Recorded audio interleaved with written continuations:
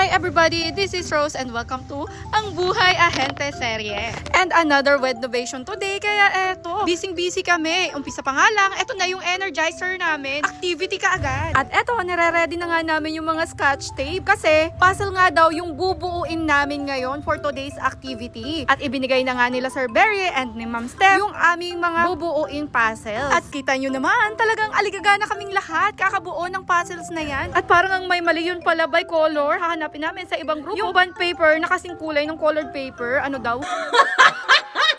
At hinati kami sa 3 grupo at binigyan lang kami ni Sir Berry ng 3 minutes. Kaya lang, walang nanalo, lahat ay nag-overtime. Pero okay lang yun, lahat naman kami ay merong pasalubong galing kay Ma'am Emma. Mga candies from Japan. O diba, kinain ko na agad kasi imported yan. At lahat naman ng candies na ibinigay sa amin ay matatamis at nagustuhan ko talaga. Maraming salamat Ma'am Emma and God bless you. Sa oras ngang ito ay nag-uumpisa na yung discussion tungkol sa aming Wednovation. Habang nga nagdi-discuss na si Sir Berry ay marami pa kaming kumakain ng mga candies na ibinigay sa amin. So ako din, inubos ko na rin naman kasi baka makalimutan ko pa yung sa bag ko, kaya minukbang ko na din yung mga candies na yan.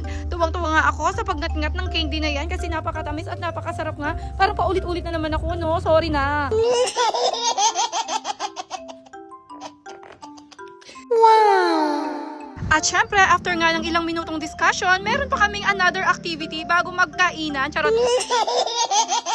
Bago magmerienda. At dahil marami pang araw na questions na naka-ready yung natira sa activity last week, kaya ipinagpatuloy na lang namin yung activity hindi natapos sa last Wednovation namin last week. At kita nyo naman, naglalaro na naman kami ng Bato-Bato topic segment. Nakakatuwa nga kasi this time, parang lagi kaming olat sa Bato-Bato topic, pero nung bandang dulo, ay lagi na kaming nananalo, pero hindi pa rin nagtagumpay yung aming grupo talaga. Olats na naman kami at the end of the game. Syempre, okay lang yun kasi activity lang naman to, wala naman money involved. At ganun talaga sa lahat ng pag-games na ganito ay may nananalo, may natatalo. At hindi lang kami sinerte sa araw na ito. Ang the best feeling sa activity ito ay sobrang nag-enjoy kami at nagkasama-sama at nagkakasundo. Yun naman ang mahalaga. Kapag nga may activity ganito ay feeling ko bumabalik ako sa pagkabata, nagiging isip bata ako. Char.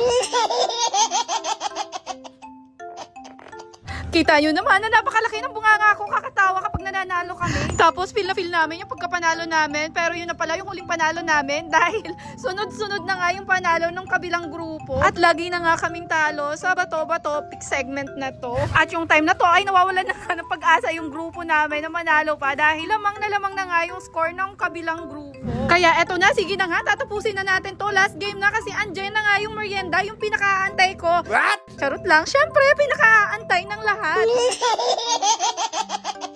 Ang kainan na. Syempre, lubos po tayong nagpapasalamat kay Ma'am Emma at RCD dahil laging may pa-free seminar at may pa-merienda pa. At syempre, yung mga knowledge and learnings na natututunan natin dito sa mga ganitong seminar ay talagang magagamit natin para sa sarili natin kapag actual na tayong nagtitripi, at sumasagot na tayo sa mga questions and objection ng ating mga buyer. At alam ko ngang napahaba-haba na naman ang chika ko ngayong araw na to. Maraming salamat sa panonood at pakikinig sa aking mini vlog tungkol sa Ang Buhay Ahente Serye. Asahan ko po ang pag-comment, pagre-react at pag-share sa aking mga mini vlogs. At syempre, kung hindi ka pa nakaka-follow, ay i-follow mo na ang Facebook account na ito. Maraming salamat ulit. Ingat kayo palagi. Thank you for watching. Bye!